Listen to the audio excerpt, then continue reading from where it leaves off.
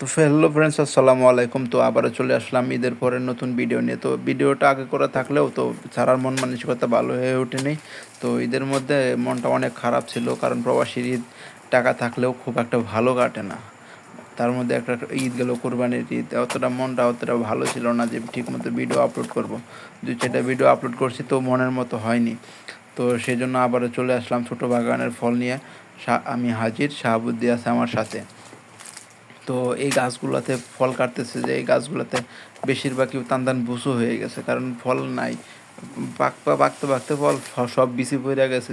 এর নাম হচ্ছে টানটান ভুসু। তবে এই ফলগুলা কাটলে ভালো, বিচি থেকে ভালো টাকা ইনকাম করতে পারে। আর ওরা তো কাজ করতেছে ভেসিকে।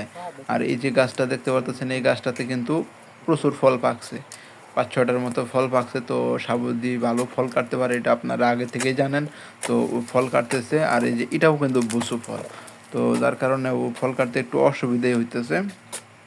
তবে নতুন যারা আসবেন পাম বাগানের বিষয়, তো তাদের জন্য একটা কথা কি ভাই, কোনো কাজই ছোট বড় না, পাম বাগানের সব কাজই ভালো। আর যদি বিশেষ করে একটু মাঝারি সাইজের গাছে ফল কাটার কাজ পেয়ে যান, তাহলে মাশাআল্লাহ ভালো, আপনিও ভালো টাকা ইনকাম করতে পারবেন ইনশাআল্লাহ।